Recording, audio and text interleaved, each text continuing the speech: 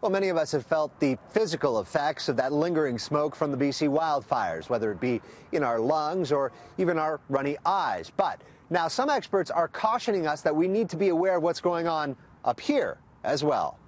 Another day, another blanket of smoke, and after weeks of haze, it's beginning to bum some people out. I am sad because I have a really easy month of work and I can't enjoy the outdoors. So I guess when you wake up, it feels like it's been raining all night. You know, it's a little bit heavier.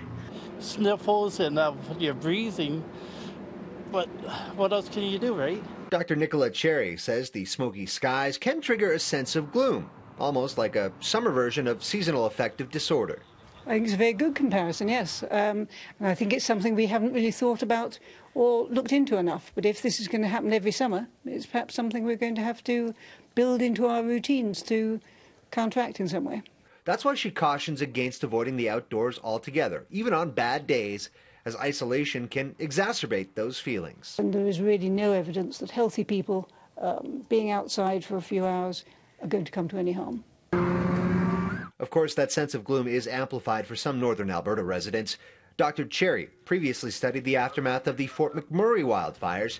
It says the toll suffered by evacuees and firefighters could be summoned anew, even with no flames in sight.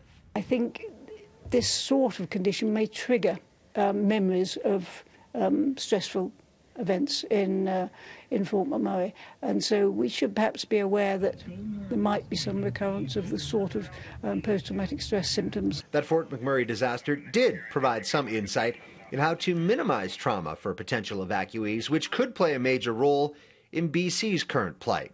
If you're evacuated, whether you go to family and friends, whether you can escape to somewhere you know, or whether you're left parked in a motel or a reception centre, the people who weren't with family and friends did worse in terms of anxiety later on. But for residents in Vancouver, Edmonton and Calgary, those that are far away from the fire but still feeling blue, the advice is simple. Get on with your lives, interact with your friends and neighbours, get out there and have a good summer. In Edmonton, Courtney Theriault, City News.